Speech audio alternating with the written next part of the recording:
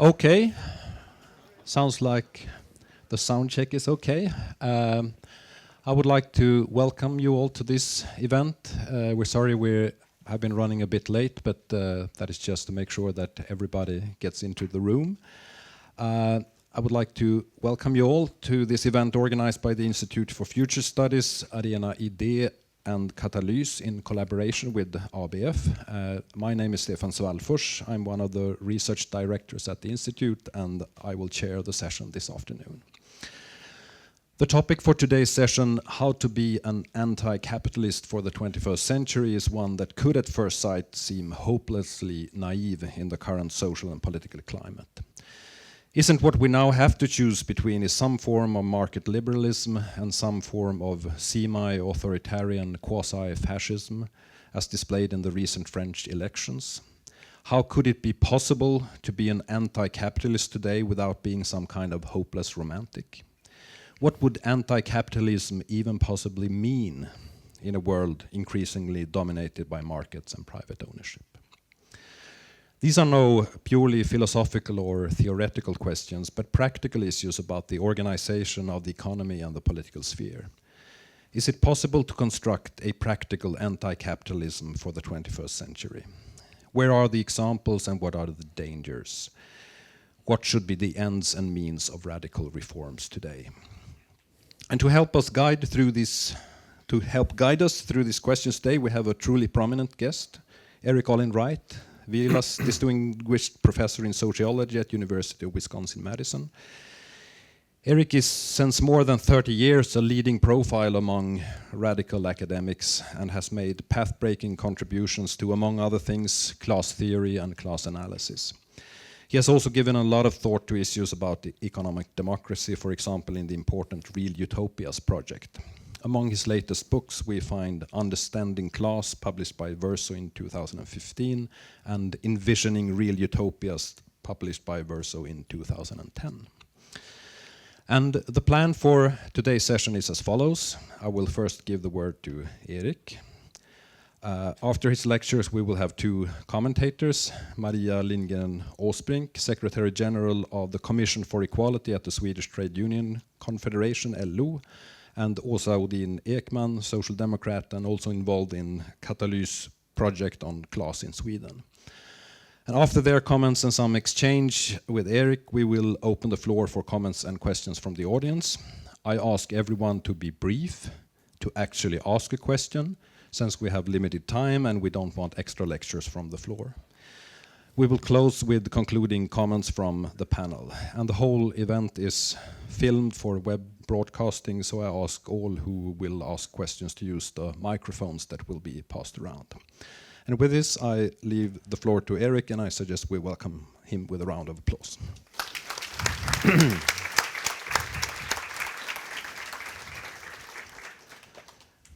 How to be an anti-capitalist for the 21st century. The very question might strike some people as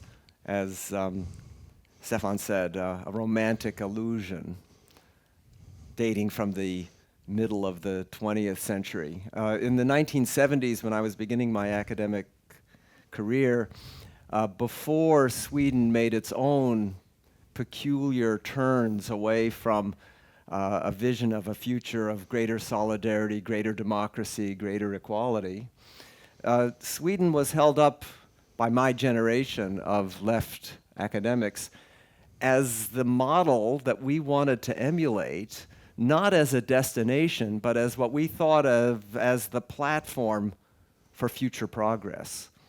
And the proposals that were on the table in the first part of the 70s, before 1976, and in particular the sort of radical visions of the wage earner funds and the idea of gaining democratic command over a corporate structure via the way pension funds could be turned into trade union dominance over the priorities for the Swedish economy was very exciting. And we were reading about it and inspired and thought that this was just the beginning of a future trajectory rather than the high point of a future transformation back towards a more liberal market economy.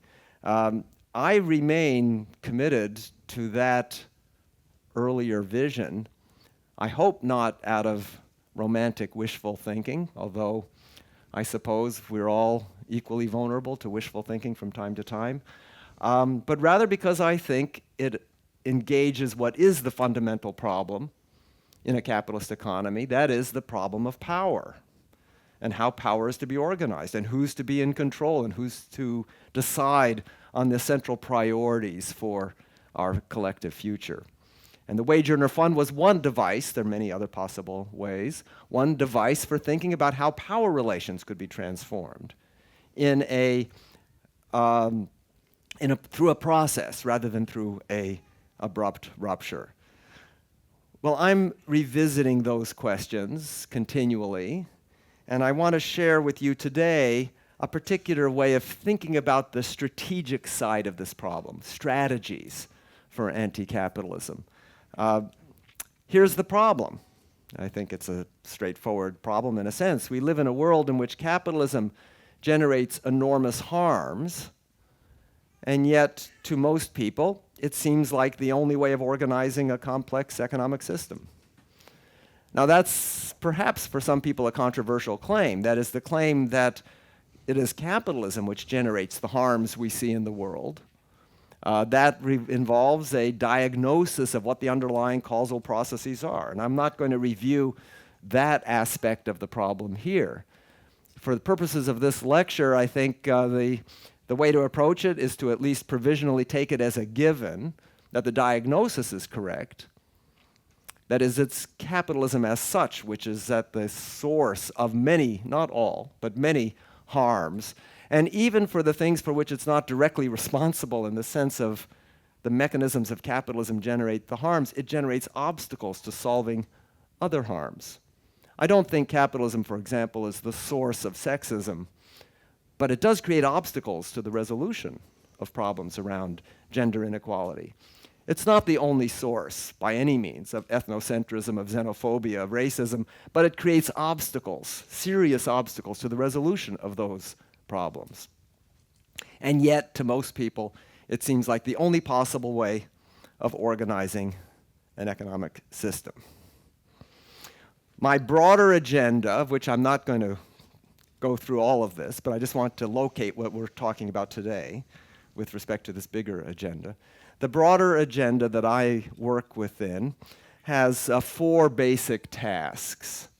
The first is establishing the normative or moral foundations for evaluating how well are we doing as a society and what do we want. The second is the diagnosis and critique of capitalism in terms of those moral principles. The moral principles that I work with are equality, democracy, and solidarity. I see these as values, and I ask of any society, how well does it do with respect to promoting equality, democracy, and solidarity? And that's the grounds for critique. But to make it a critique, you also have to have a diagnosis. The third task is alternatives. It's all well and good to identify causal processes that generate harms of various sorts, deficits in democracy, equality, and solidarity. But if all you can do is complain about it and identify the source of problems, but really offer nothing in response about how the world could be different, then the criticism may animate anger, but it doesn't animate solutions. So we need an account of alternatives, and not just an account of what's wrong in the world today. And finally, we need an account of transformation, how to get from here to there. Now, the problem of transformation is a big one. It has lots of different elements. As an intellectual question, it's really, I think, even apart from its importance for the world, it's interesting intellectually to think about the problem of transforming social structures. What are the obstacles? What are the problems of mobilization? What are the steps in such a process? How to get from here to there? I think these are all interconnected questions. How to get from here to there depends upon what the there is that you're trying to get to, the nature of the alternatives. But it's also, there's a curious interdependence between your view of alternatives and your view of transformation. Because unless you have a clear sense of alternative, then the issue of transformation becomes just how do you leave where you are, rather than how do you get to where you want to go. These are all interconnected questions. I'm going to focus here on transformation. That'll be the topic of today, and particularly one element of the problem of transformation, namely the strategies of transformation. So when I ask how to be an anti-capitalist in the context of today's discussion, I'm going to focus mainly on what's to be done, what the strategies are. And this raises a really critical question. Is strategy even possible? You know, not everything that happens is the result of strategy, after all. Lots of social change occurs just as the cumulative effect of the byproducts of people going about their business, not because they intended particular social transformations. Is it even possible to have a coherent strategy for an emancipatory alternative that depends on transforming and transcending the fundamental structures of something as complex as capitalism as an economic system? So it's always possible that even though we correctly diagnose the sources of harms as being located in capitalism, and we have a good and clear and coherent account of what an alternative would be, that would be workable if we could get there, it may still not be possible to have a strategy to get from here to there. Theda Skocpol, a well-known American sociologist, once quipped that revolutions aren't made, they happen. That is, she basically argued that strategy is pretty irrelevant. It's kind of an illusion on the part of revolutionaries. It's to keep them busy, so to speak. I mean, she didn't say this, but it's to keep them busy while they're waiting for the moment. But whether or not you get a revolution depends upon things over which the actors have absolutely no control. Without the First World War, there would have been no Russian Revolution. Without the Second World War, there would have been no Chinese Revolution. I mean, these revolutions happened because of a disintegration of old structures the disintegration was generated by causes and forces way beyond the control of any group of people who wished to transform the society. Well, I'm going to argue that strategy is possible if we think of it in a different way from the way classical revolutionaries thought about strategy. And I'm going to do so using the favorite device of sociologists, the 2x2 table. Some of you are sociologists, perhaps, in the audience.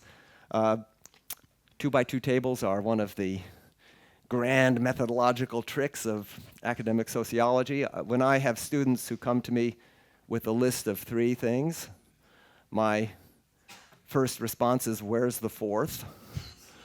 And it's, of course, a joke, but it also has a certain truth to it. That is, we can all come up with lists. How do you give theoretical order to lists? How do you understand what's really driving the categories that you're working with?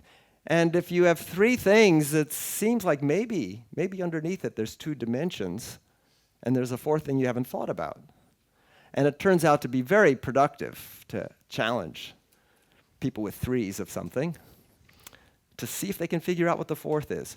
And indeed, that's how my own thinking around this issue of the logics of anti-capitalism, the strategic logics, developed. I originally actually just had 3.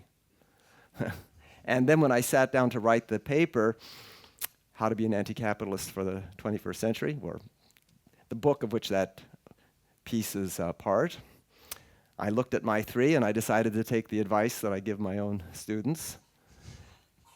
And sure enough, I came up with a 4th. And then, actually, I came up with a 5th. And that led to an additional point in my thinking about this, that some strategies are better thought of as forms of combination of other strategies. That strategies are not some kind of sort of logically pure, unitary phenomena, that actually these are strategic logics that get mixed and matched in various ways. And there's a particular combination of them that I will now call, this is the punchline of the story, I will call eroding capitalism as a strategy. The way I'm going to present this here is a little different from the paper that was distributed, that made available. That was the earlier version about a year and a half ago, and I think mainly as a result of my talking about this in a lot of venues and being challenged by people from audiences and rethinking it, my own development of these ideas has moved forward. So this is at least one iteration beyond what's in the paper. So this 2x2 table is different from the one that's in the paper that you picked up before. Okay, let's get down to business. There's two dimensions of strategy. What's the goal? What are you trying to accomplish? And there's two basic kinds of goals that are embodied in social movements and political action that take as their point of departure the criticism of capitalism and the effort to create something better. One goal is to transcend the structures, to do something beyond capitalism. And the other is simply to neutralize its harms, to create some kind of countervailing process that will dull the damage, neutralize the harms. This distinction between transcending structures and neutralizing harms is a kind of familiar one.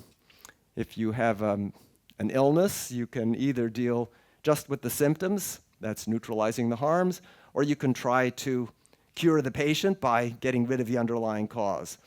And sometimes neutralizing the harms is good enough, you know.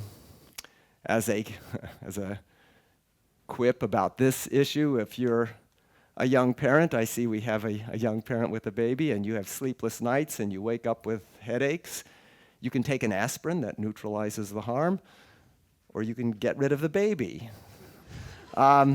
Sometimes neutralizing the harm is really the way to go. So that's the goal of strategy, two stylized goals, neutralize harms or transcend structures. The locus of strategy concerns what's the target, where's the action taking place? Is the locus of strategy the state? You're trying to affect the policies and actions at the center of the binding rules that the state imposes on a society? Or is the primary locus in civil society? I'm using the term civil society here in a pretty loose way. For those of you who are aficionados of this language, civil society sometimes gets a very precise set of meanings. I'm using it in a kind of encompassing way, as the counterpoint to the state. So leave it loose for the moment. I think that will suffice. These are the two dimensions. You get 4 types. First type of strategy, smashing capitalism. This is the classical revolutionary idea. You target the state, that's the locus of struggle, and the goal is to go beyond the existing structures. The transformative logic and the strategic thinking behind this is that the state is the center of power that reproduces the existing class structure, or reproduces capitalism. It keeps capitalism in place. What you have to do is seize the power of the state, and then you need to transform the state itself. The expression is often smash the state. I mean, this heavy polemics that are used in this cell of the table. You need to transform the state in order to make it a suitable instrument for radically breaking with the existing structures of power in the economy, in the society. The scenario can be that you seize state power through democratic means, or you can seize state power through insurrection. The theory doesn't really specify one or the other of the process by which state power is seized, but what you do with state power, what you do with it, is destroy the power of the capitalist class in a rupture, a discontinuity. The second strategy is associated with classical social democracy, at least its left versions, the kind of socialist spirit of social democracy. It's taming capitalism. It shares with the first strategic logic the critique of capitalism and the diagnosis that the power relations of capitalism do cause harms, but it argues it's possible to, in very significant and robust ways, make lives better for people, neutralize these harms by acting on the state and creating an array of counter-institutions that, when they are institutionalized, do a pretty good job of particularly reducing many of the risks people face in life by virtue of the dynamics of a capitalist economy. Risks around health, risks around employment, risks around income security, livelihoods. And social democracy did a pretty good job for a long period of time. It constituted what I sometimes call a positive class compromise, where an equilibrium was established in which capitalists were willing to accept, if sometimes begrudgingly, a reduction of risk and a provision of public goods, of satisfaction of basic needs of people. They were willing to accept that in exchange for a very high level of collaboration, of cooperation around a common social project, of economic development, of social stability, of improved productivity and education. That's taming capitalism. The third strategy I refer to as resisting capitalism. It's also an attempt to neutralize harms, but it doesn't operate primarily on the state. It tries to neutralize harms by opposing actions of capitalist firms, of the market, that are damaging to people. So much of the environmental movement that opposes a toxic waste dump, or the labor movement that opposes wage cuts, or that struggles against particular firms, against working conditions, would count as resisting capitalism in this sense. Resisting capitalism is a form of I'm saying it's anti-capitalism because it's opposed to the logic of capitalism and the way capitalism creates harms. So I'm using anti in this sense also in a very broad way. I'm not suggesting that the actors engaged in resisting capitalism have a clear vision of an alternative to capitalism. Resisting capitalism occurs on the shop floor when workers engage in various acts to resist the intensification of work. That's also a form of resistance, of reducing the harms of a despotic labor process that is imposed by the power of employers. Resisting capitalism has been present from the beginning of capitalism. A fourth strategy I call escaping capitalism. Escaping capitalism. Escaping capitalism also has a long pedigree. If you think about the 19th century, particularly probably the second half would be especially a clear case of the settlement of the middle of the country and the western parts of the country, when farmers and workers from Europe would come to North America, many from Sweden. I'm from Wisconsin, and in the north central part of the United States, there are many Nordic settlements in Wisconsin, North Dakota, South Dakota. I'm sure many of you are related to people who have settled in those days. Well, what were they doing? They were trying to escape the depredations of capitalism and establish themselves as subsistence farmers. Mostly what the settlers of the frontier, so-called, the prairie areas in the United States did, mostly what they did was produce for their own consumption and market whatever surplus they might have. They were not establishing themselves as homesteaders in order to set up agribusiness. Their ambitions were not to become wheat empires. They were setting themselves up to be self-employed small farmers. That's a form of escaping capitalism. The creation of worker cooperatives is a form of escaping capitalism. It's a way in which workers attempt to create enterprises which are internally democratic, which are organized around principles of self-governance, rather than under the despotism of employers. And that's an escape from capitalist relations, even though it's still embedded in capitalist relations through its engagement in the market. But it's a non-capitalist form of market activity. Hippie communes of the 60s were also a form of escape from capitalism. Escaping capitalism is a long-standing practice. And sometimes it's pretty robust. If you look at the Amish community in the United States, they have adopted a lifestyle which involves very strategic choices about what modern technologies to use and which to refuse, precisely in order to sustain their autonomy from the pressures of capitalist accumulation and capitalist competition. Well, those are the four primary strategies. Different historical movements combine them in various ways.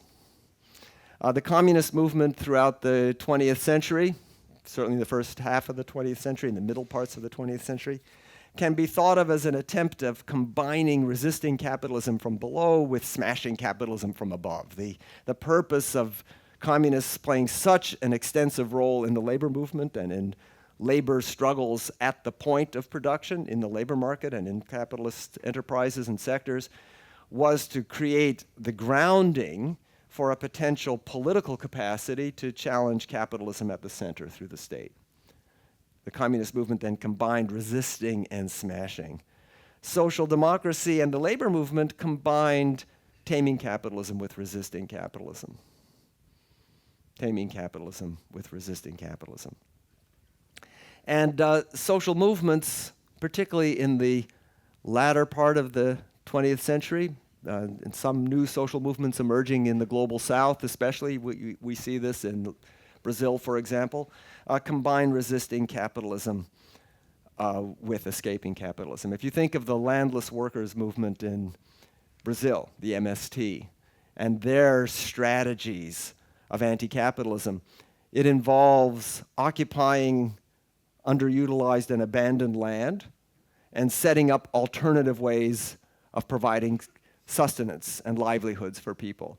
That's a combination of resisting and escaping in the sense of building alternative structures to capitalist relations. Now, all of these strategies have arguments why they might be desirable, and we have historical evidence about these various strategies as to their likelihood of success. Smashing capitalism has great emotional appeal to somebody who is deeply opposed to capitalist institutions and is frustrated by the difficulty of improving the conditions of life of people within capitalism.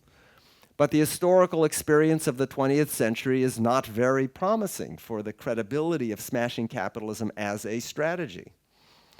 There's a famous song from the International Workers of the World, Solidarity Forever, that has this wonderful line, "We will build a new world from the ashes of the old."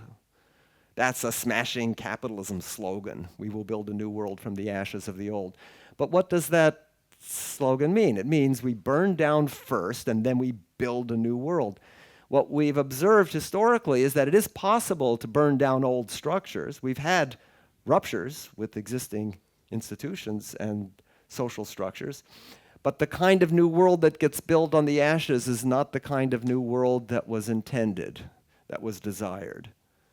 The forces that get unleashed in that kind of ruptural effort at ruptural break with the existing configurations of power, an abrupt discontinuity, that unleashes a set of social forces that, at least by the historical evidence, seems to favor authoritarian statism, an authoritarian state command economy, not a democratic, egalitarian, solidaristic social structure.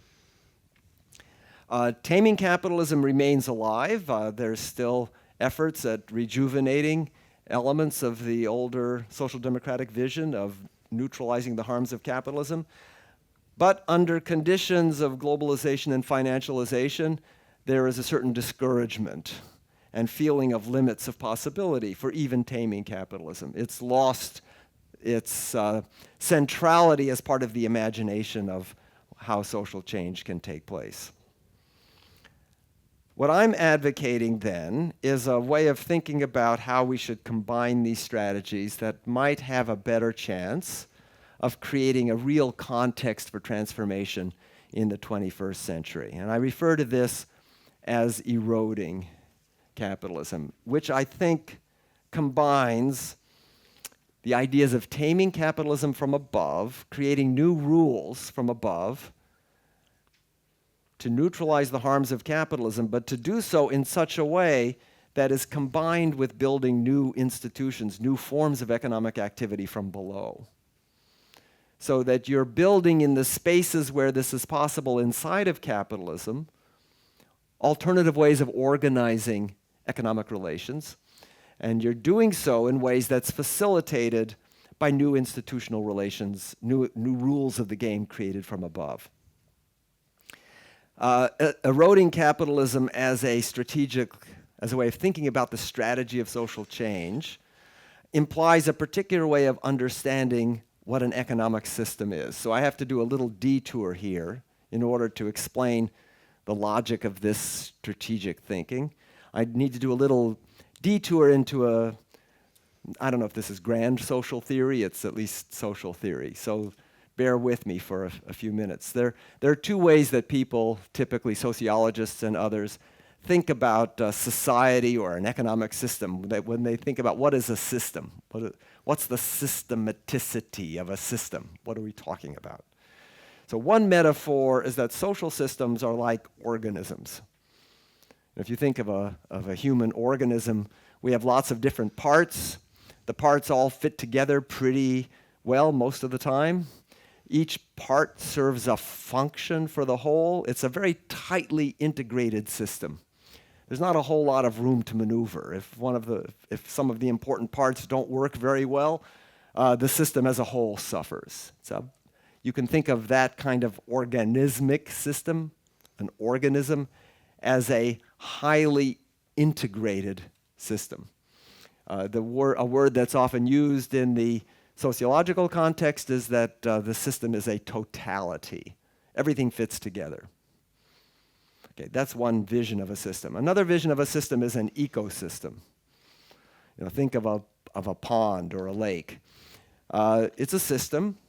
It has lots of different creatures in it. It has a landscape. It has drainage. It has weeds. It has rainfall. All these things interact with each other.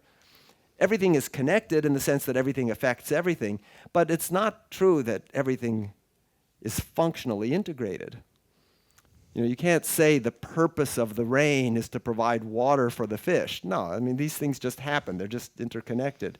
You can add an alien species into a lake, and sometimes it'll just die off. It'll get gobbled up by whatever predators are in the lake. Or you can add an alien species and maybe it finds a small niche in a corner. Or you can add an alien species to a lake and maybe it will thrive and become a dominant species.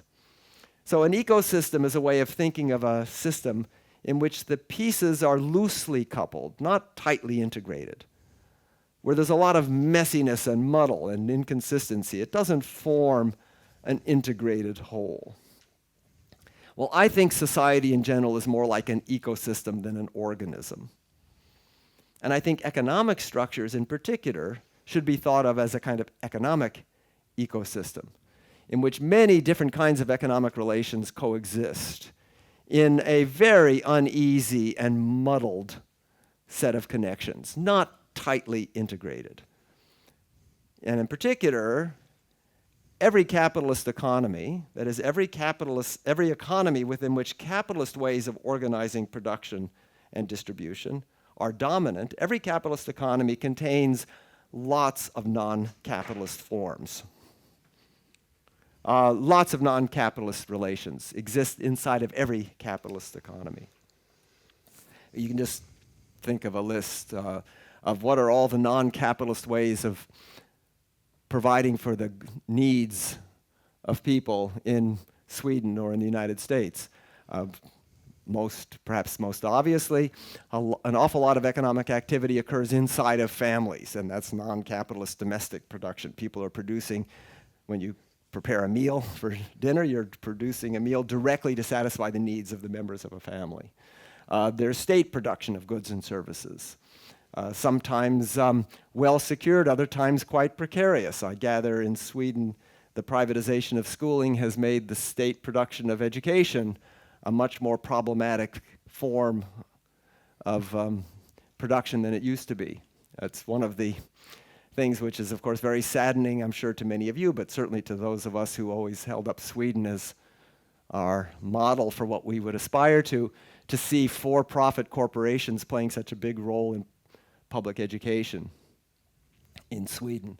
But you have nonprofit production, you have worker cooperatives producing things, you have the state producing things, you have what's called the social and solidarity economy, various ways in which communities get together and produce and distribute to satisfy the needs of people. You have all of these non-capitalist forms of production coexisting inside of the pond, the ecosystem of a capitalist economy, in which we say it's a capitalist economy if it's the case that capitalism defines the primary constraints on the possibilities for the non-capitalist forms.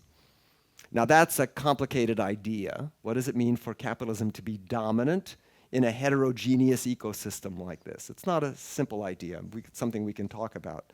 There's different ways of thinking about what does dominance mean.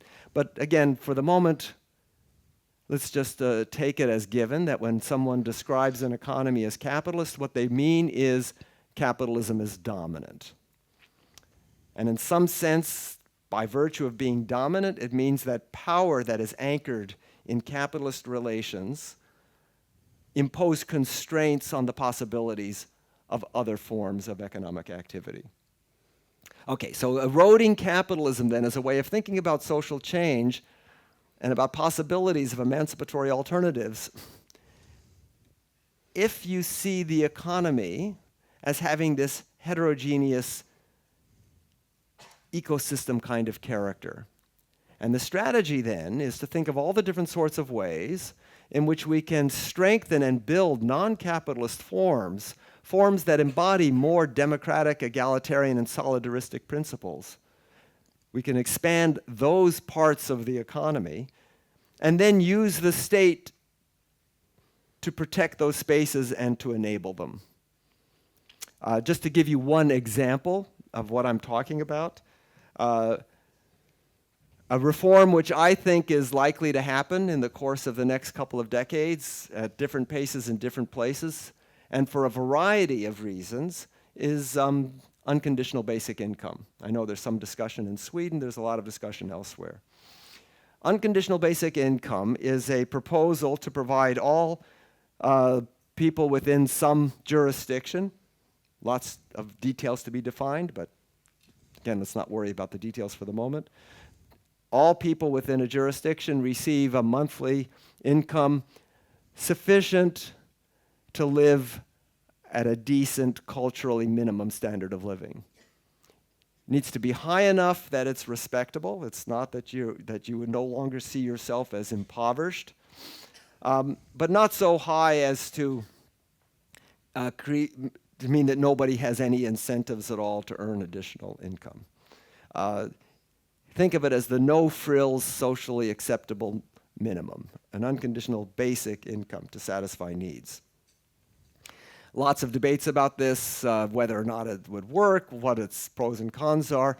Let's not get into that kind of debate at the moment. I just want to look at its implications for social transformation.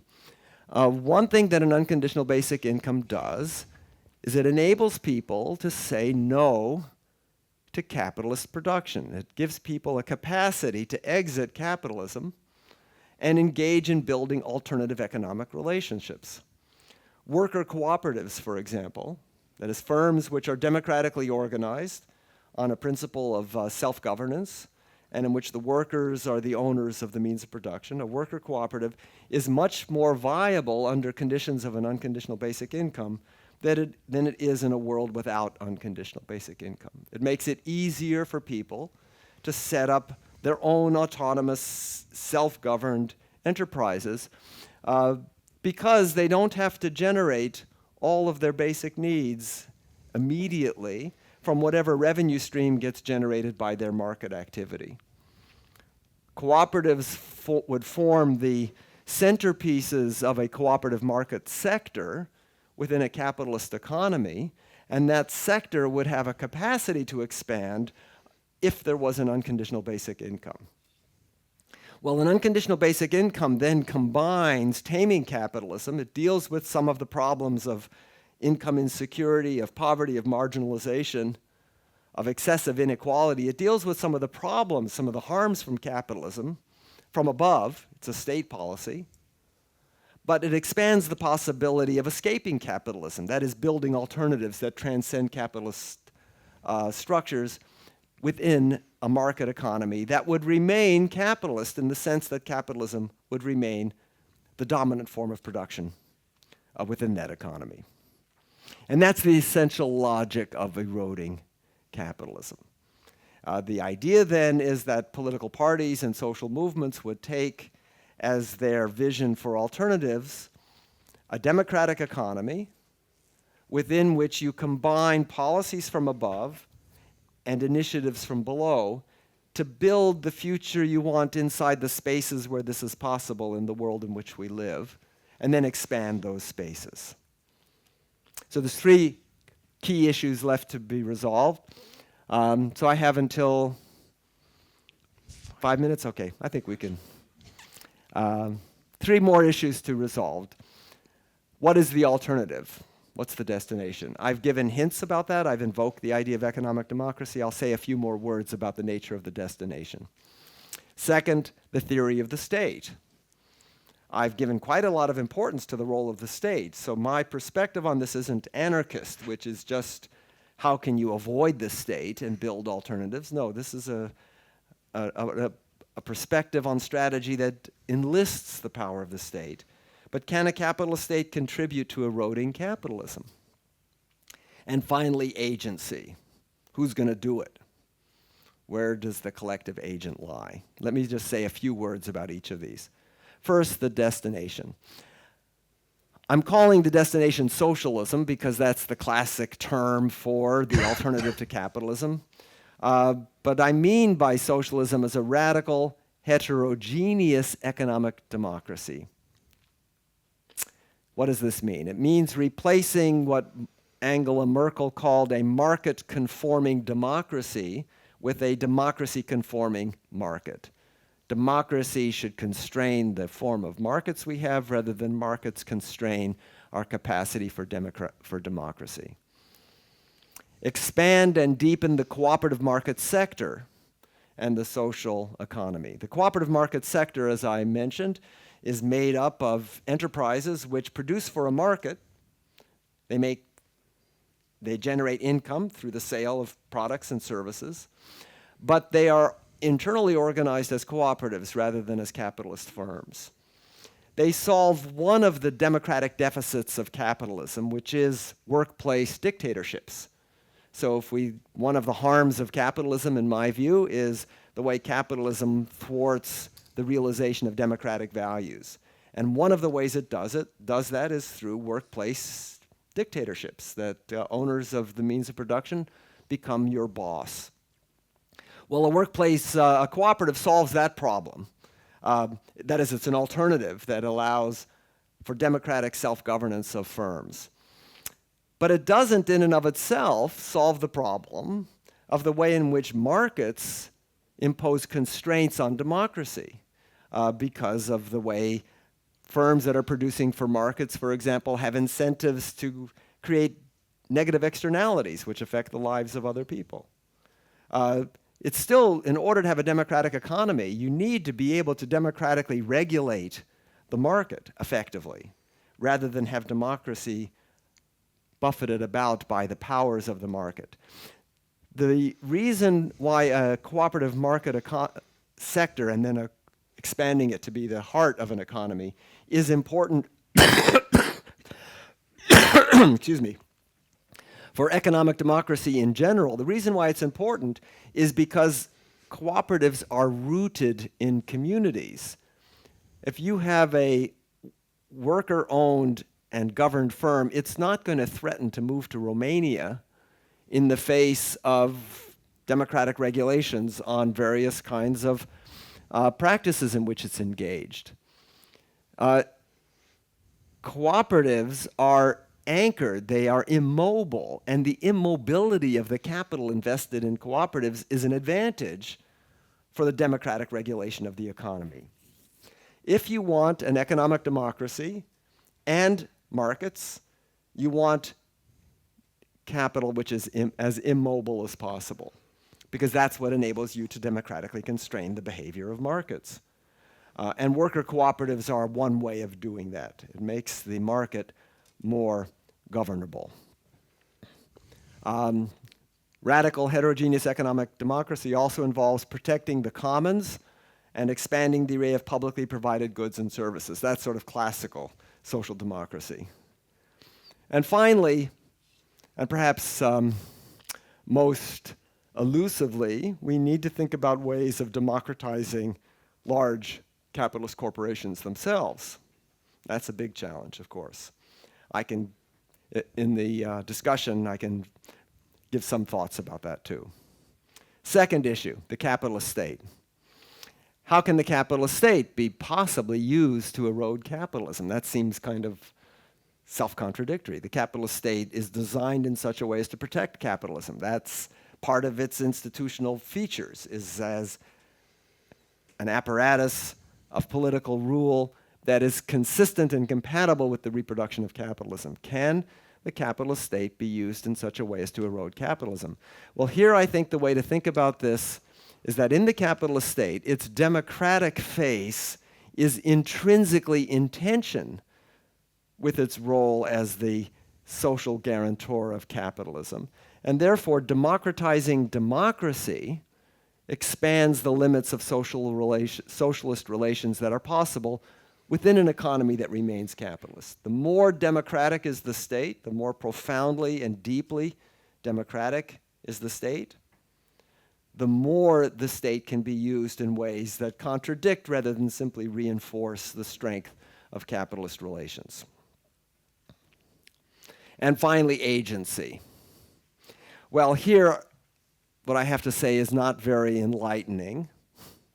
What I've written as the kind of encapsulated idea of who's going to do this is we need to construct a democratic egalitarian coalition for multi-layered collective action. Right, I mean that, putting in a lot of big words and making it seem very sophisticated makes it sound like you might know what you're talking about.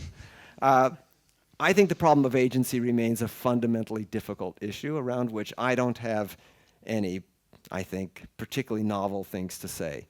What I would say then, which is not, again, particularly novel, is that I think the only way to think about the problem of agency is to think about it in terms of values. And to think about it in terms of values in the first instance more than interests. Now, sure, there's all sorts of ways in which we can say capitalism harms the interests of people. Interest in the ordinary material interests, the economic interests of people. It creates lots of material suffering in the lives of many people. But I don't think the coalition that would be capable politically and robustly of saying we need an alternative can be grounded just on the basis of, is it in my material interests to do so? No, it has to be based on the kinds of values you want to see realized in the world.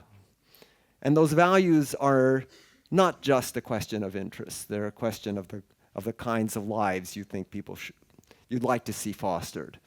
The values that I feel are central to this endeavor are equality, democracy, and solidarity. And I think it's possible to forge political coalitions around values that can be quite robust and can include people with quite heterogeneous interests, including people whose material interests would not be particularly advantaged by the weakening of capitalism, but who would prefer to live in a world in which other values besides their own material interests were realized.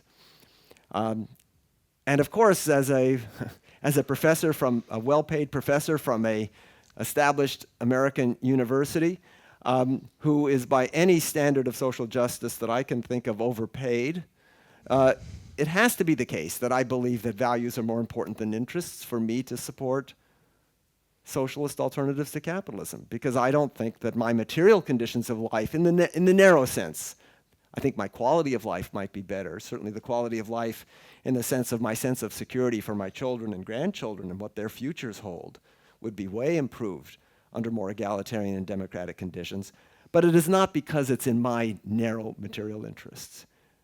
And just then reflexively thinking about why am I motivated to support a challenge and the creation of alternatives makes me feel that the kind of coalitions that need to be forged have to be anchored in values. But that's just a statement that points in a direction for forging a collective agency. It doesn't say anything at all about how to do it. Thanks very much.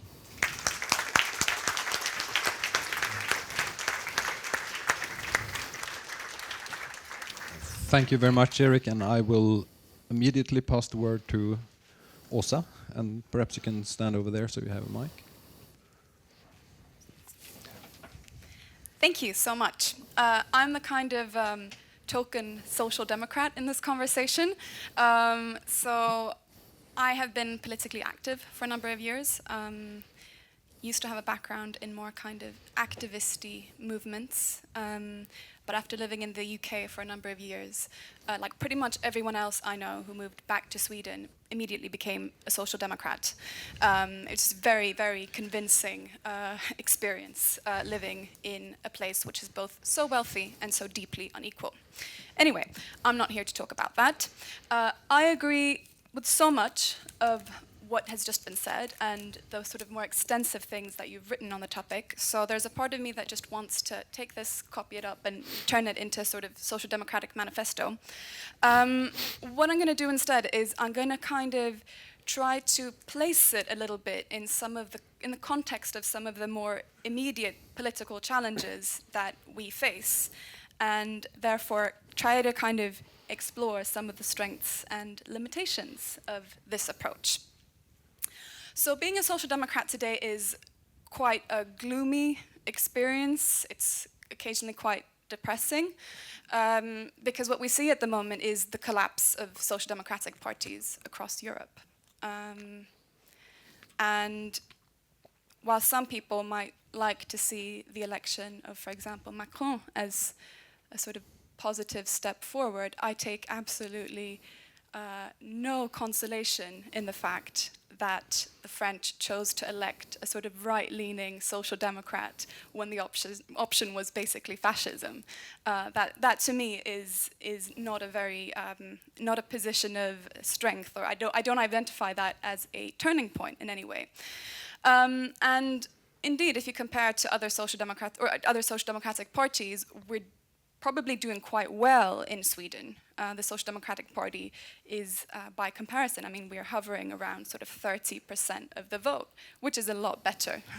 So you could see either from the sort of perspective of past election results, in which case it seems very, very bad, or comparing with other countries, and it seems like maybe we are managing okay in the face of certain challenges. But I mean, that's not really the point. I mean, my concern is not with the survival of the parties as such. Of course, the point is the politics and the ideas and what is coming in place and what is kind of replacing social democratic parties. And that's a kind of second big, really depressing trend as a social democrat, that you have this rise of really dangerous movements and political forces on the right. I mean, the most obvious is to point at the sort of racist nationalism, but there's also the sort of more general protectionist nationalist forces in, for example, Brexit, in the rise of Trump. I'm pointing to the very, very obvious examples here, but it puts us in a really, really difficult position, I think, because the risk at the moment is that we're going to see basically a kind of dismantling of some of the liberal world order that has been erected over the past few decades, and that we have, on the left, spent most of our time sort of criticizing. And of course, one of the big risks of this is that we're going to see a big kind of global power shift, and we're going to see perhaps the rules of the global capitalist game being set by other superpowers, such as China and so on. And we end up in a difficult position because I think we become trapped a little bit in having to defend this liberal world order and its institutions, whether it be the EU or even free trade agreements or whatever. And to some extent, I think we have to do that because I think that there are some principles in there that we may have taken for granted in terms of certain forms of openness and movement and exchange. But the important thing is that we can't stop there. Of course, we have to be able to take the next step and expand our political imagination beyond that and set an agenda of our own. And that's very, very difficult. So, what do we do? Like I said, I agree with a lot of what you've said and what you've written on, and some of that touches upon why I personally chose to become a social democrat. First of all, I don't think that we can sort of think our way to an alternative, non-capitalist society. It's not a kind of intellectual exercise where you can come up with this alternative order and smash the state and then, build it up. I personally just don't believe that to be possible. But the other thing that you point to in a lot of what you've written, and I think is important, is that you need a multiplicity of strategies, right? So maybe ordinarily a social democrat would say, well, you should all just become members of the Social Democratic Party in your local party organization and work from there. I mean, I really believe that you need to do this on a number of different fronts. But I do think there's something a little bit missing in this, and that's perhaps something that kind of suggested through my opening comments, and that is kind of the role of the state, and not least in the sort of global order, and setting that kind of the rules of the global capitalist game, you could say. The strength of the state is something that's been discussed a lot. Some claim that we have somehow transcended it, and I think we have a very strong state that's able to enter into all these multinational agreements, whether they be through sort of formalization of institutions or free trade agreements or whatever. And I think we could use the strength of the state that I think still endures to do something quite different. You do touch a little bit upon the state in your proposal about a sort of universal basic income. I happen to be quite critical of that policy, or quite skeptical, I should say. I think the only way that we could provide a universal basic income that would be of such a sort of level that it would actually guarantee some kind of decent standard of living, that would be such a major expense that we would need a very, very high tax income for the state. And the problem ends up becoming that I do think to some extent it incentivizes other forms of activity other than those economic activities that provides that tax base for the state. I think that's a basic dilemma. I mean, I also think that we will be able to follow the development in Finland, where they're carrying out a sort of experiment, a pilot project with a basic income, where the purpose kind of is to reduce the social security and really incentivize work. So I think it has that side to it too.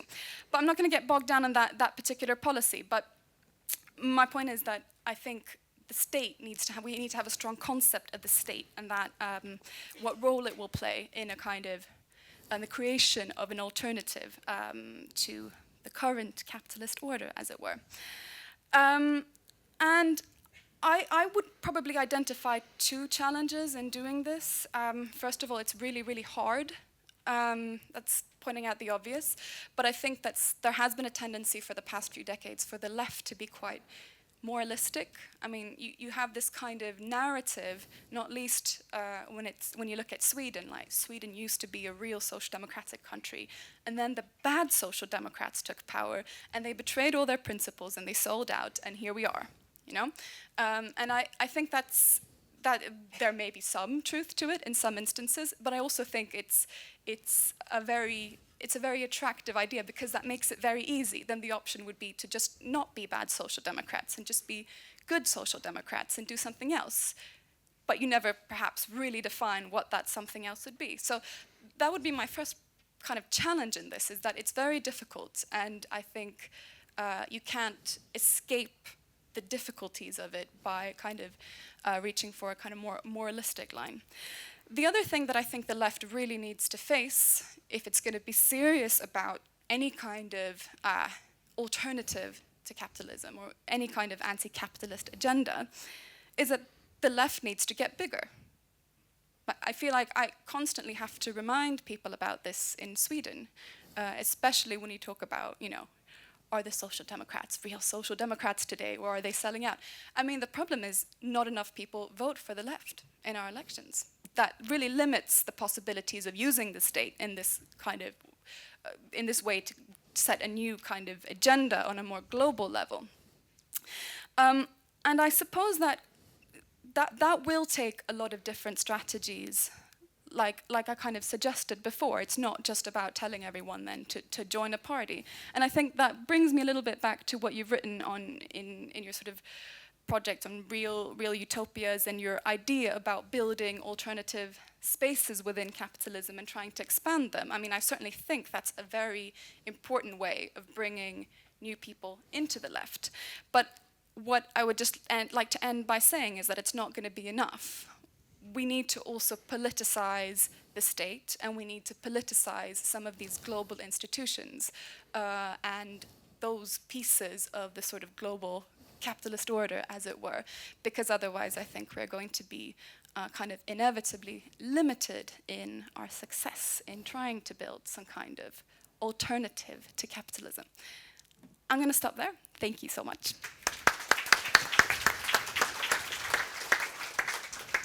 So I will ask Marika to come to the podium before I let Erik respond.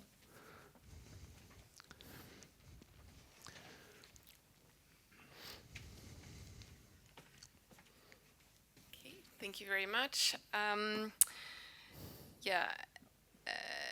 As a social democrat and as someone who has worked pretty hands-on in day-to-day politics, I used to work a number of years for the Social Democratic Party. I've also worked for the government, the current government.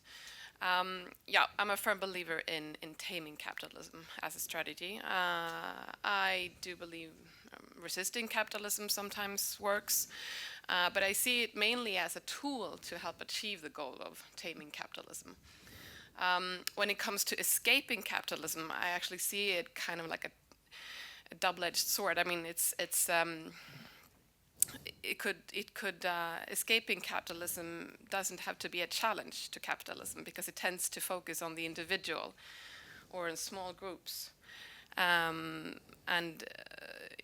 So that could actually be kind of problematic as a strategy. And I'm not a revolutionary, so I don't believe in smashing capitalism. I'm sorry to be very predictable, but that doesn't mean that I don't see the need for revolutionary ideas. All politics is a result of negotiation, and the result is always, depends on what alternatives are on the table. So without revolutionary alternatives or revolutionary ideas, the end result of a particular round of negotiation could be more conservative than otherwise. And if people hadn't dreamt revolutionary dreams, we wouldn't be here today. So I see the need for all of these strategies and combining them in certain ways. In the Social Democratic Party program makes a distinction between, here in Sweden, makes a distinction between capitalism and the market economy. And it says that the party is anti-capitalist, but it's not anti-market economy. And there's the reasoning goes like the market economy has downsides and it has upsides. Upsides being creating wealth, basically, and downsides, of course, exploitation, pollution, competition taken to its extremes, the ideology of survival of the fittest in all areas of society. So, like, the role of social democratic policy is to try to use the good sides of the market economy for the mutual good, and to try to counteract the downsides. And the downsides basically is capitalism. So I'm not sure if this distinction is theoretically correct, but I think that it has worked very well in practice. And I think that it is part of the reason why the Swedish model has been so successful for a long time and continues to be so. But that doesn't mean that you don't need to, constantly develop new policy measures. Everything that has to do with society and people is always changing and developing. You always need, politics is never done. You always need new reforms. So yeah, I will just go through 3 policy areas where I see probably the biggest need today for new anti-capitalist measures. And my perspective is pretty short term, I would say, and perhaps a bit more it's shaped by my experiences in day-to-day politics. So the first area is the role of capital in the economy. We've seen for a long time a declining wage share, which means rising profit share in the economy. So an increasingly larger part of the income in the economy goes to capital and declining to labor. And you also see perhaps an increasing tendency towards monopolies in at least certain areas of the economy. Not least like the new economy, ICT, social media, etc. And as a Swede, when I read sometimes American semi-progressive economists or center-left commentaries on this, I'm always amused because it's framed like this is a big puzzle. Like, this is so strange, what's going on? Why is the economy taking this direction? I'm not surprised. I see it as this is the normal way for the market economy to work, unless there are very strong counterweights. And this is because financial power tends to translate into political power, and the interests of the capitalist class is very strong, and their influence is very heavy. So yeah, and this mechanism has basically been described by Marx. So it's not something new. It's not something to be mystified about. And I think it has been in place ever since capitalism first started. But it's obvious that we need, I think, sometimes new measures to try to deal with the situation. And one part of it, as also Åsa, I think, briefly mentioned, is that the reason we see this development has to do with globalization, which also means that the policy measures need to be international in some aspect, and that's always difficult, but I don't think we can get around it. So that's the first area, and the other area, which is closely connected to this one, is the issue of inequality generally. There's been a strong trend. We've seen growing inequality within countries for a long time, basically everywhere. This is a very urgent topic to address. As a social democrat, of course, I believe in equality as a goal in itself, and I believe in it because it's necessary to guarantee, freedom for everyone. But you don't even have to care that much about equality in itself, I think, to be very worried about the current situation, about the consequences of this growing inequality. I'm sure that I think that one of the explanations for this growing right-wing populism that we see everywhere today, in the Western world, has to do with this growing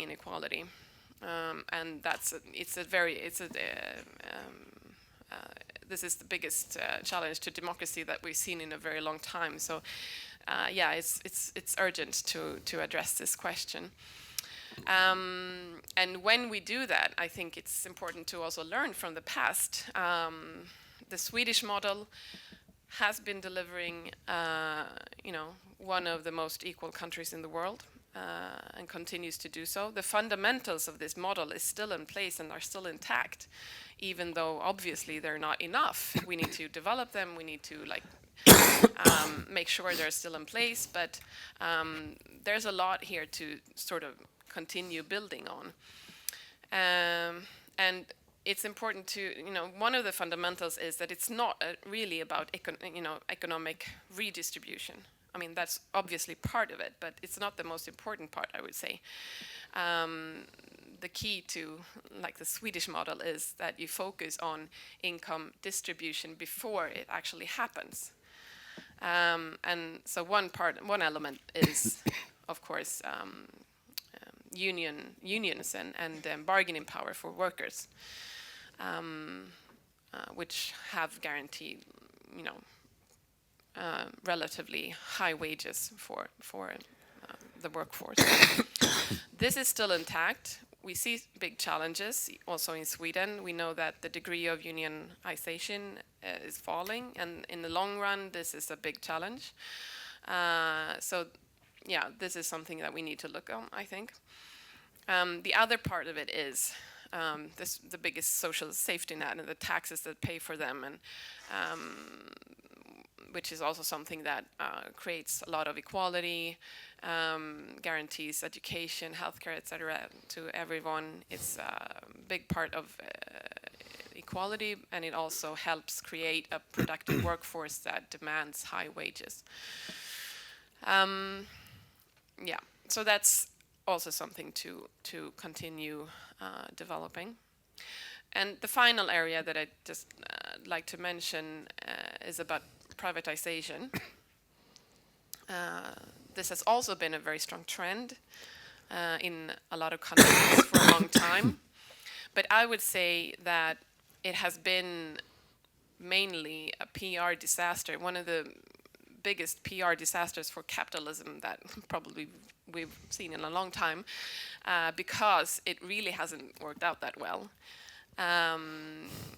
Privatization has not delivered what the proponents promised or said it would. And this is obvious to a lot of people. The consequences are felt by a lot of people every day. In Sweden, we have this very strange but heated debate about what we call here in vinst i välfärden, the profit motive in the social services. I mean, we have a big public sector that used to be publicly funded and also publicly provided, but today it's a lot of the social services like schools and healthcare, etc. It's still publicly funded, but it's performed by private companies. And the system for this it's not working well.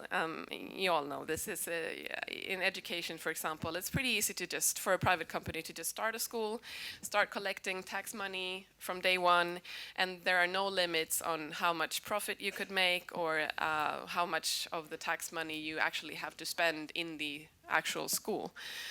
And people feel this. I mean, we have had certain scandals, and this is a majority of the population dislikes this kind of system.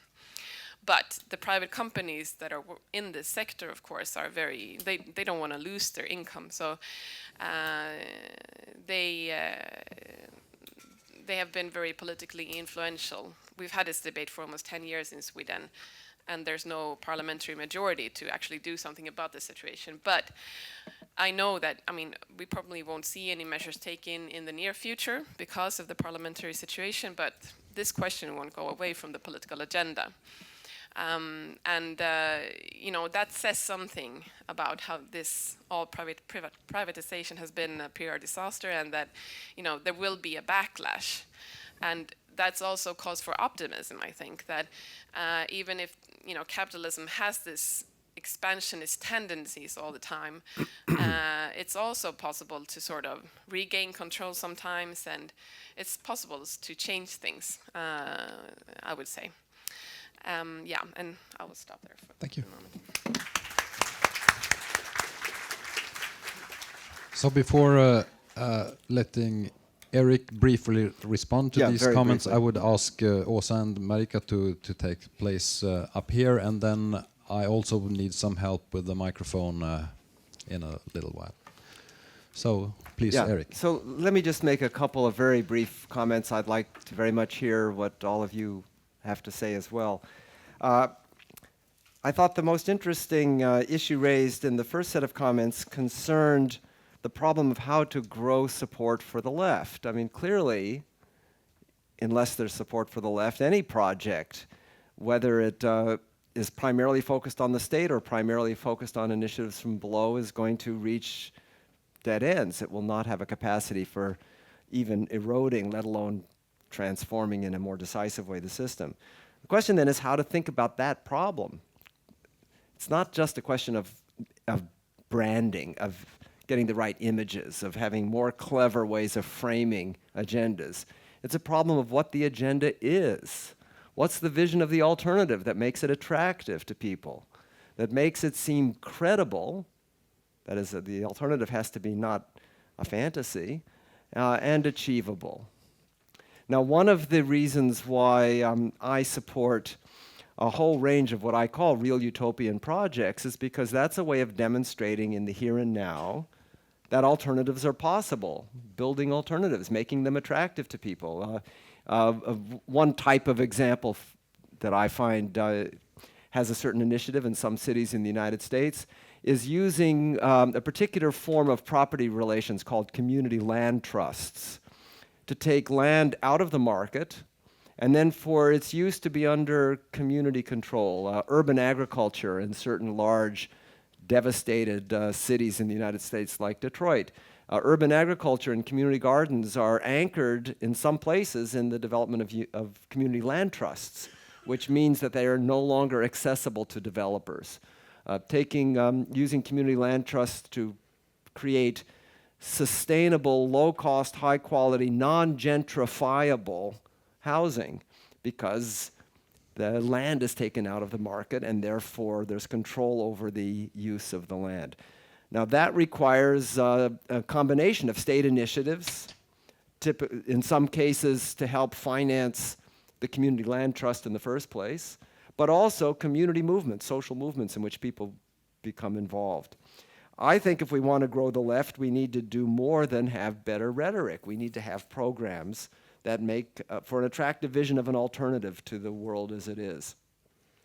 And in that alternative, for sure, we should have a relentless attack on privatization and this completely mythic view that the market is the catch-all solution to all of our problems. I mean, that's the big triumph of neoliberalism, was to convince people that the private sector does things better than a well-regulated public sector. It just doesn't for a whole range of social needs. The idea that a competitive medical system is better than a well-planned and organized social services organized directly by the state. Now, I don't mean directly by the state in the sense of centralized command and control. There's lots of ways of organizing state provision besides heavily bureaucratized, centralized, top-down. That's only one old-fashioned way. There's plenty of ways of organizing public services that take advantage of the impulse of more participatory, decentralized modes of administration with both public funding and public provision. So I think a forthright project of undoing the privatization. Now, the problem, of course, is there's an asymmetry between how easy it is to destroy institutions, state provision through privatization, and how difficult it is to undo them because of the vested interests in the crappy world as it is. And including the fact that there's lots of investments that have taken place. In the United States, we have private prisons as an important sector of the prison system. We now have a prison industrial complex, not just a military industrial complex, where there are corporations that are lobbying for get tough on criminals because it's profitable. You know, the idea that you want longer prison sentences. I mean, the best way to keep your prisons full is not just to arrest more people, but to make the sentences longer. Then you've got a guaranteed population that you're stuck with. It's just monstrous, the perverse way in which you then lock in. And you can't just undo it because there are contracts that have long terms in them, and contracts have a certain standing in a capitalist economy. We call them property rights, and it's a big problem. And I think, therefore, it's a long-term offensive to undo the privatization issue. One comment on unconditional basic income. I don't think it is actually that expensive to make it generous. It's only expensive if you think of unconditional basic income just in terms of multiplying the number of people by the amount of income. But of course, most people will not be net recipients. You know, Bill Gates will get an unconditional basic income, but his tax rates are going to go up to, 20 times what they are today. Of course, you increase taxes you make a more progressive tax system. Most people's basic income gets taxed away.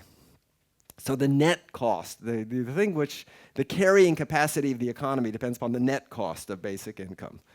In a generous welfare state that already provides in a kind of patchwork and half-assed way a basic income for nearly everybody, but in a patchwork way that has heavy administrative costs because you have to monitor people for cheating, and you have to keep records, and you have to keep track of it all.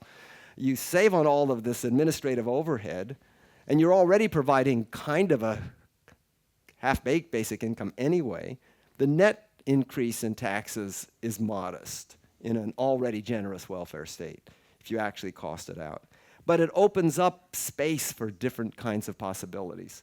It frees people from being shackled to a particular way of life and opens up the possibilities, and those possibilities may not be realized.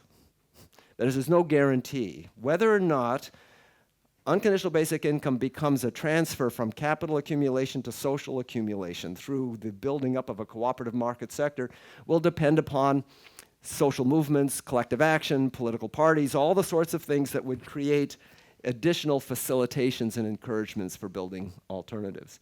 And if that were to happen, that itself would help to demonstrate that another world is possible, that we don't live in Tina, there is no alternative, that other alternatives are possible, and that then becomes an attractor for the left more generally to secure and expand these spaces. Okay, that's enough reply to the immediate. Let's open the floor for more general discussion. Thank you. The first question is right here, and I ask everybody to be brief, wait for the microphone, and actually ask a question, please. My name is Nazem. Thank you so much for the presentation. I think more people should think about how to erode capitalism.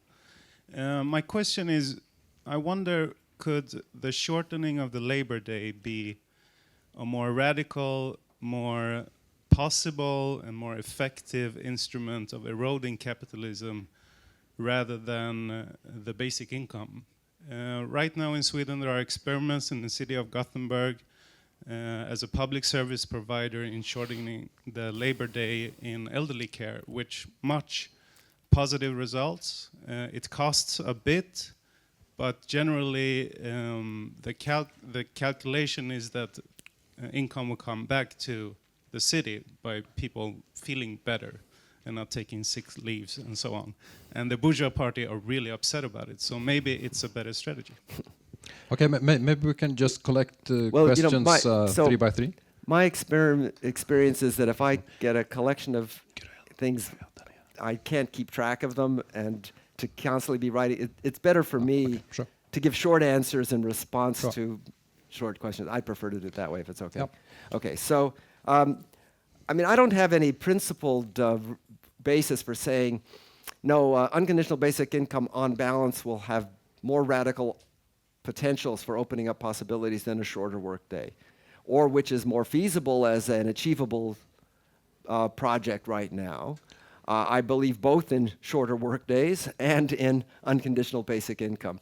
The one thing about an unconditional basic income is that it liberates time for building alternative projects in a way that can, because it disengages you from the obligation of working for wages within the labor market, does have this potential for building the alternative. Now, whether the amount of time freed by shorter work days would allow people to combine part-time cooperative work, I don't know. I'm in favor of what I would describe as democratic experimentalism, where we really study these things and try them out rather than imagine that we can, by formula in advance, decide what's best. Okay, please. Hi, I just want to first thank you for all the books that you've written over the years. I think they're a model of clarity for Marxists everywhere. So I have two questions regarding your talk. Two things I found surprising, given that you teach your students about Fred Bloch, Adam Przeworski, and Göran Therborn. The first question pertains to the state.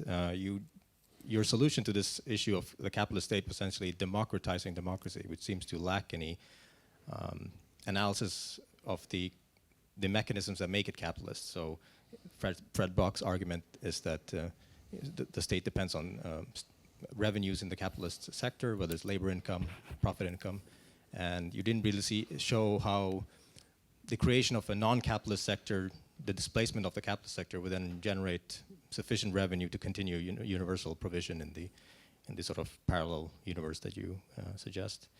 And so that's the question of the state. How do you see state revenue playing as a countervailing factor that would actually block the transition to or transformation? And the second was agency, which I thought was a bit vague. You left it at the question of building, values, which seems to me like historical idealism. There wasn't I guess you didn't have time, but there's no mechanism there either, I think. In Therborn's argument, there would be, how do you break resignation as a form of ideological domination, and how do you mobilize people? And I guess there, my question is, how do you see the question of time horizons of the agent in this transformation? What kind of coalitions will break apart over this process of transformation versus,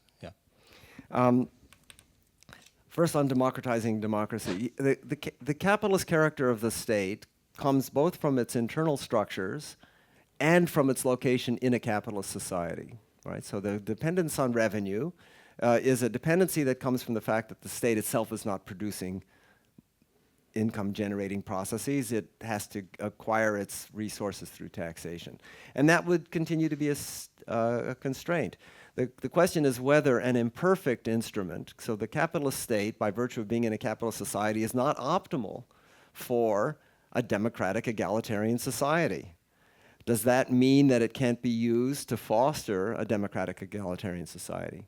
Well, my argument is the more democratic is its form, the more you deal with that internal structural issue, the more there is participation and democratic accountability in its practices, the more it can enter into a kind of tense contradiction with its, quote, functional relationship to the economy. But it won't escape it. It's just that there's more room to maneuver. And therefore more would be possible, not less would be possible.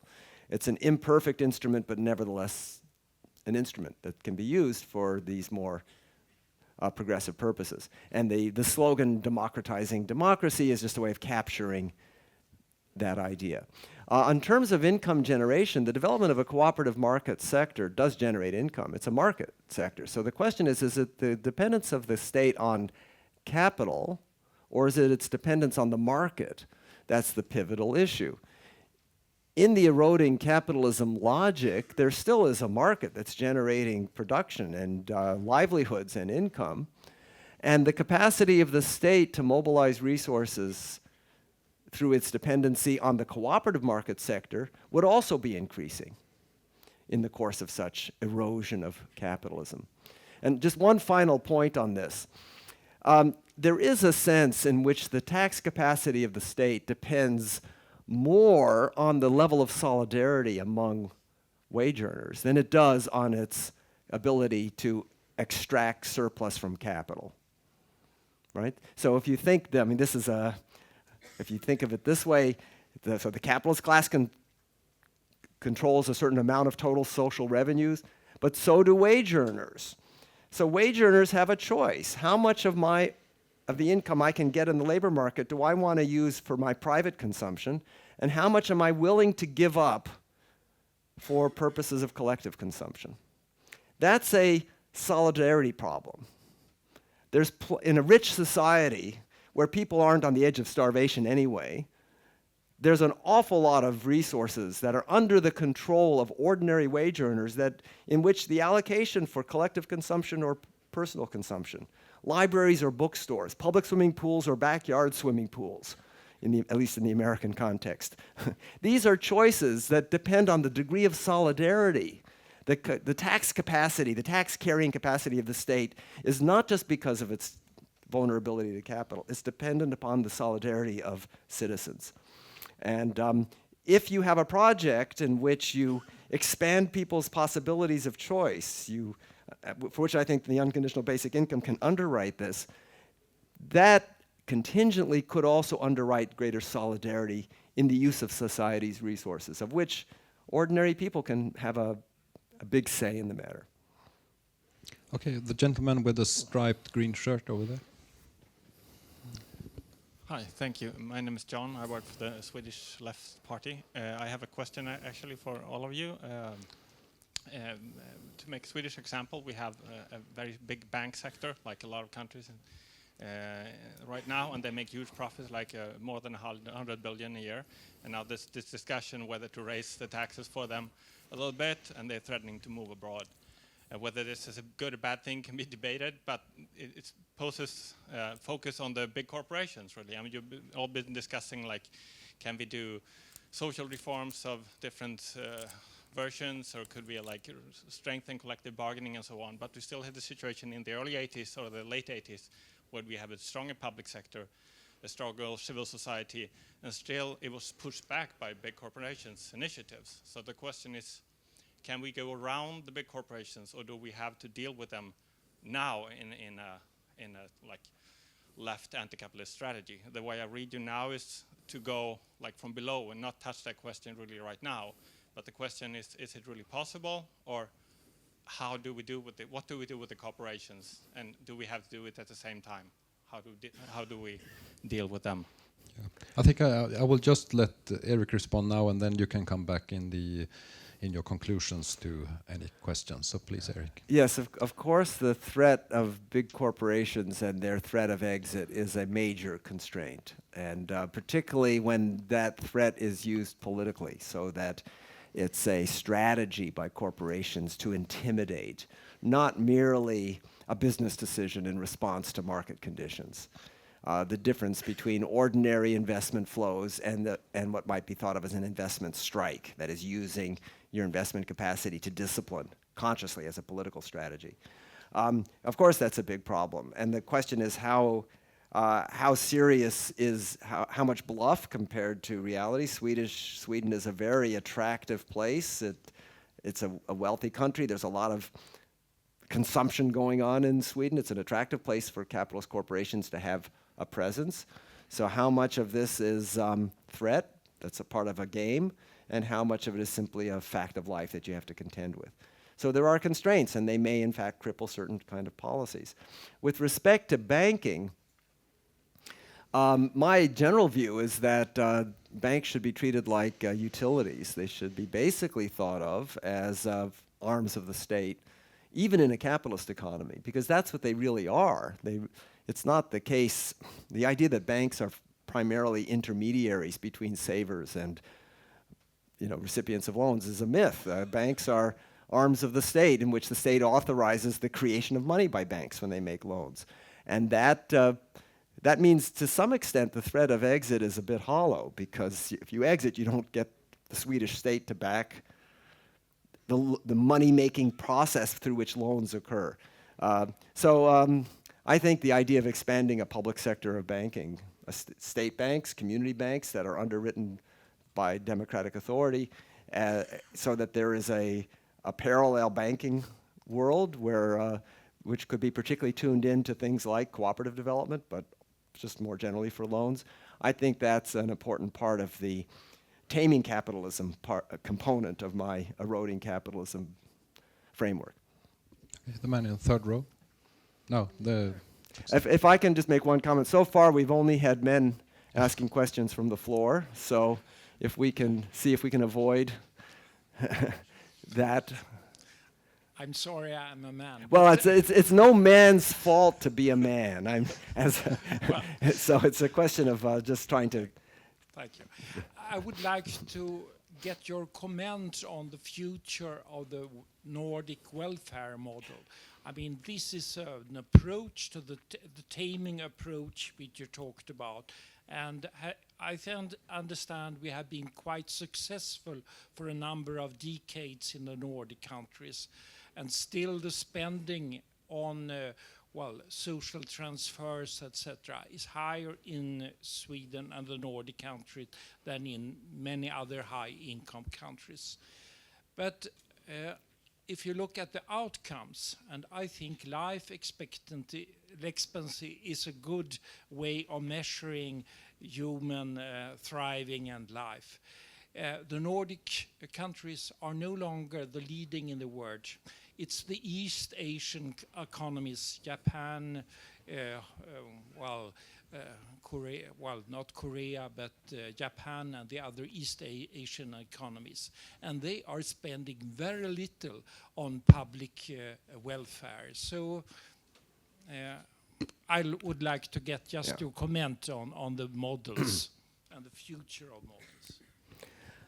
Well, I'm all in favor of the Nordic model of egalitarian distributive practices, whether they be interpreted as transfers or just creating a configuration of distributive mechanisms that results in greater equality, then would be generated by a market. In Japan, it's also quite egalitarian. But there's different mechanisms that are producing it. It's not being produced by state-centered. It's produced by other mechanisms. It seems that it's among wealthy countries, it's the egalitarian character of the distributional practices, whatever the mix is that produces it, that produces broadly beneficial effects for the population. Now, whether or not the Japanese mechanisms could be imported to Sweden, given all of the other cultural components that render the Japanese mechanism stable, I'm not sure. You know, there's some path dependency to the kinds of institutional practices that are sustainable in any given place because of the way the expectations of all the actors fit together in those. And I don't know enough about the particular mechanisms in the Japanese context that accomplish these results. It's been noted that with the dramatic increase in fast food production in Japan, that it's unlikely that their longevity practices will continue to be as outstanding as they have been in the past, because they're facing an obesity problem now as well, although perhaps less severe than in places like the United States. So my view would be this has worked in Norway, in the Nordic countries. There are other reasons besides there being an alternative egalitarian project of distribution, which is undercutting the viability of the Nordic models. I think precariousness has increased and anxiety about security, even if you still are relatively equal, have more equality than in the United States, for example, but the sense of precarity and of marginalization has increased. And there are things to be done about that, which are quite apart from whatever the East Asian model might be. I'm sorry, I still have only men on my list unless I missed somebody. Well, you can skip, you can violate the rigidity of the... Absolutely. Yeah. Absolutely. Well, thank you very much. Ellis Wallner. I'm a man of a different type. I come from the United States. I've had my whole life basically in the cooperative movement, both in Sweden, in the United States, and internationally. You only refer to worker cooperatives. Yes. And of course, you're aware there are producer cooperatives, marketing cooperatives, insurance cooperatives, housing cooperatives, credit cooperatives, and so on. So one of the things with the banking, credit unions in the United States and in other parts of the world. But one of the problems in the cooperative movement in various parts of the world is that when it grows and becomes more successful, it also starts to get distanced from its members and from its democratic nature. And it also starts, like successful political parties, to triangulate and to too much imitate the competitors. And I'm wondering if you have any thoughts about how to deal with this problem. Right. Sure, we have to be more social democratic. We have to be willing to take stands.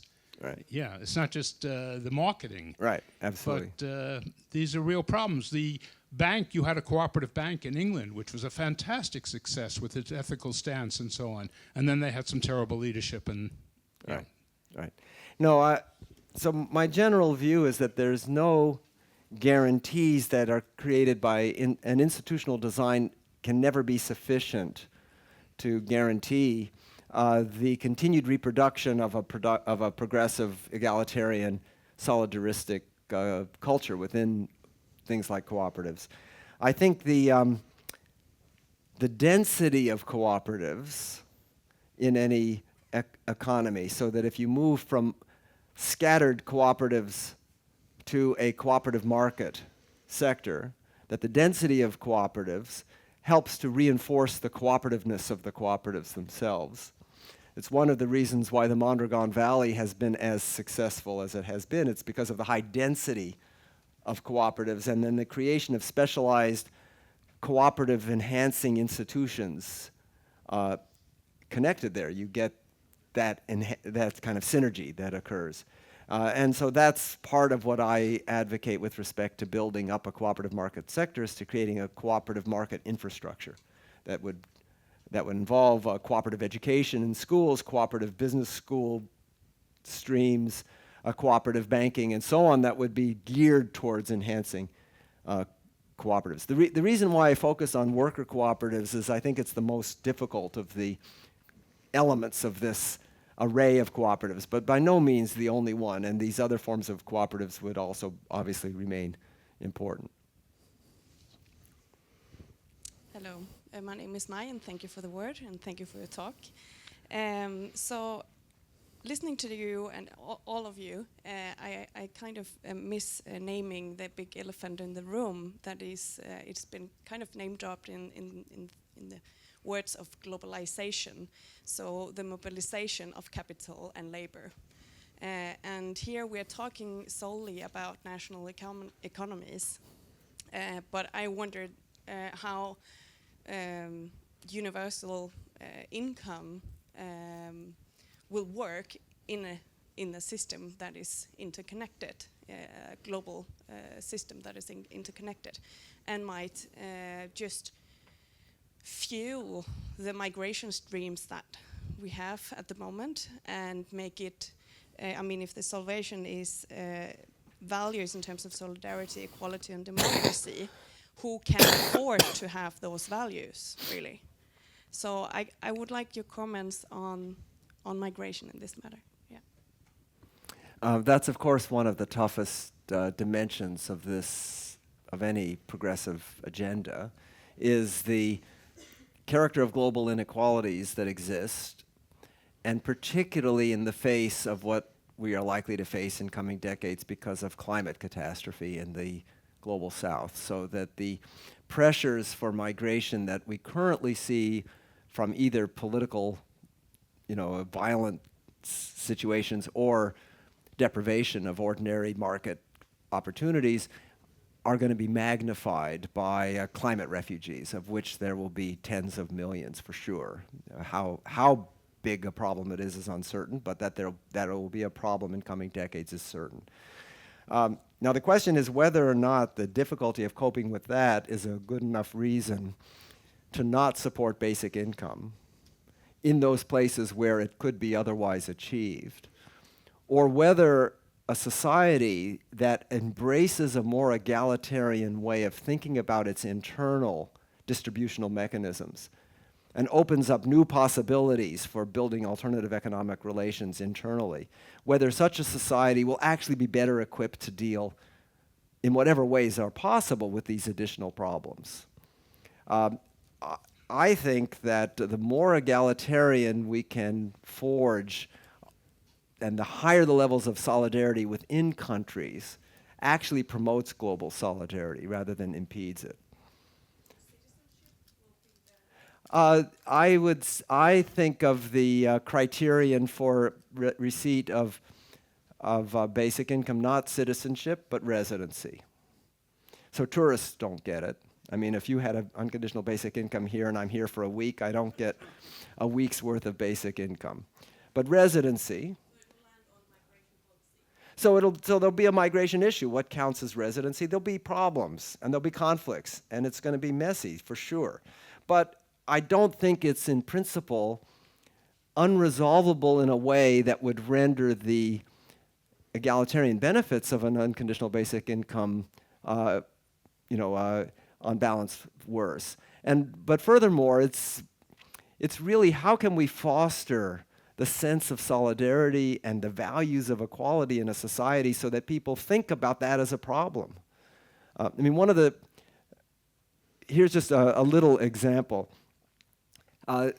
In the cooperative in Mondragon, there was a problem that arose a few years ago concerning the incorporation of about 20,000 Spanish workers in a subsidiary that was just purchased by the grocery cooperative, Eroski. So they bought this Spanish grocery chain, and they suddenly had 30,000 Spanish workers who were the employees of the 10,000 Eroski worker owners of the Eroski supermarket chain. They were committed to the egalitarian solidaristic values of cooperatives. Their management team said, don't let the Spanish workers become members. Just have them be employees. It took 3 years of debate, but in the end, the workers in the Eroski core in the Basque Country decided that they had to follow the cooperative values, that the solidarity with all the workers who would be part of Eroski was necessary, and that they would have to then cope with the problem of an infusion of non-Basque members, which was seen as a problem, and is a problem. It's something that has to be dealt with. So they decided to allow the Eroski employees outside of the Basque Country to buy into the cooperative, just like the Basque workers. And that's just an example of this idea that if you foster egalitarian and solidaristic values in one context, it makes you worry about that in other contexts. I guess my worry is just that it can easily be, priorities can be different and having these values can be something that you extend, and also the relationship to the state. Sure.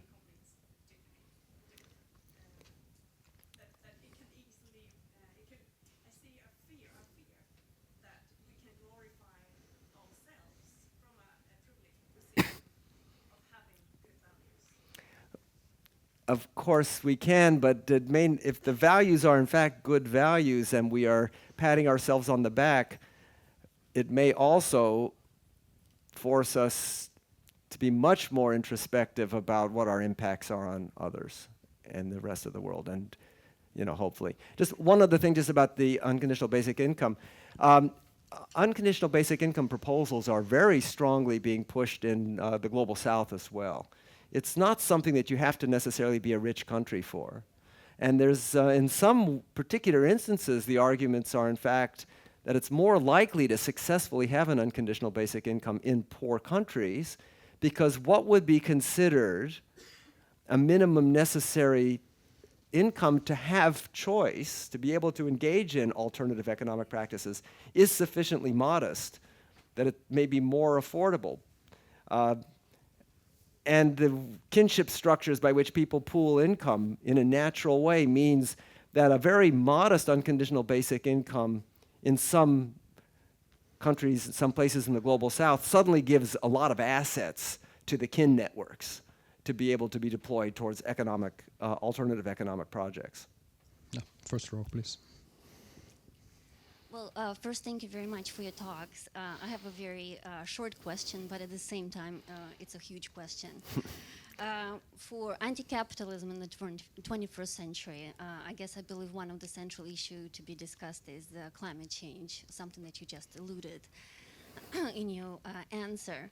And I guess this question involves strategies as well as values. So I just wanted to know your thoughts about this. So there is a certain irony, I think, which is the following. The the speed and severity of the climate crisis is to a significant but not exclusive extent the result of the dynamics of capitalism. Capitalism as an economic system cannot spontaneously solve this problem, either in the sense of mitigation or adaptation. But climate change may provide the context for a renewal of the political project of a more egalitarian future. If you think of the tasks of adaptation, so just to get the lingo straight, adaptation means all the things we have to do to simply cope with the consequences of climate change. Mitigation is all the things we ought to do to reduce the pace of climate change, to decarbonize our economies. The free market is not going to build seawalls around Manhattan. It's just not going to happen. If you leave it up to the market, we'll have a series of Hurricane Sandys that are going to continually destroy Manhattan. If we're going to have seawalls around Manhattan, it's going to require a massive project of public goods production by the state. It's the only way it's going to happen. It's like war. You know, World War II was not fought by the free market. States mobilized the resources to fight wars. The state is going to have to mobilize resources. The rate of taxes are going to have to go up. If the state simply builds seawalls around Manhattan and all the other places where seawalls, just as one example, are going to have to be built, simply by printing money, you're going to have massive inflation. You're going to have redistribution. That's what happens in wars too, right? If you think of the adaptation demands of climate change as being of the scale of World War II, so to speak, with respect to the carrying capacities of economies, it's going to wreck neoliberalism. Neoliberalism cannot be the model for adaptation to climate change. Now, of course, that doesn't mean it's going to happen. I mean, there's the old view of revolutionary socialists was that the alternatives were socialism or barbarism. Well, barbarism might be the most likely outcome. Authoritarian statism where it's not that the seawalls are being built under conditions of a new social compact, but they're being built in the context of deepening despotism and barbarism. That's always possible as well. But I do think climate change poses such a deep challenge to the free market ideology that markets solve our problems better than states, better than our collective capacity to organize solutions. Climate change shows that that's nonsense. And the adaptation requirements are going to force a reaffirmation of what I like to call the affirmative state, the state playing this a positive role. And then that opens up the space for a new round of social justice and egalitarian and solidaristic politics. So in that sense, there's an optimism that's generated by climate change.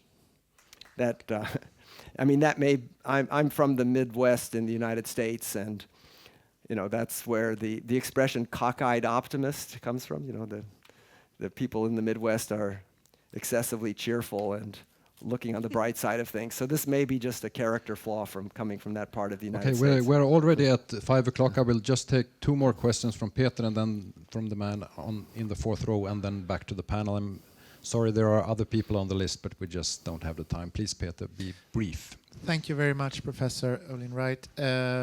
I just have one question related to what you said at your very beginning, which was about collective capital building, as you stated in your introductory remark. I think one of the very significant changes in the last couple of decades in Sweden and in many other countries is how we have privatized the accumulation of capital. If you look at housing, if you look at pensions, if you look at what researchers call rainy day funds, it's more. Oh.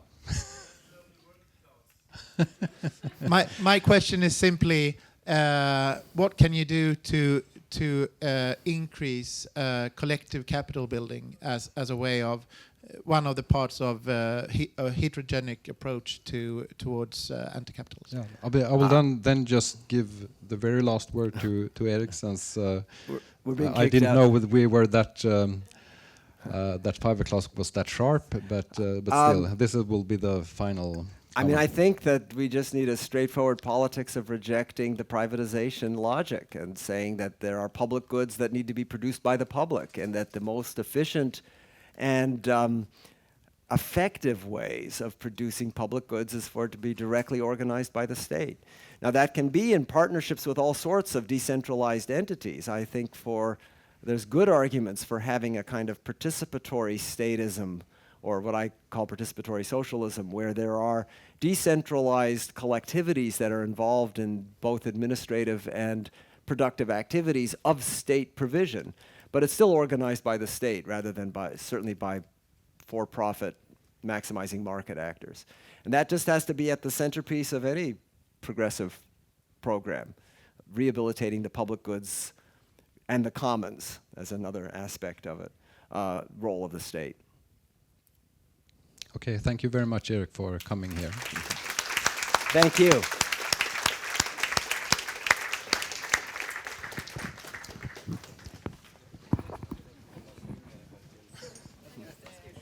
Sure.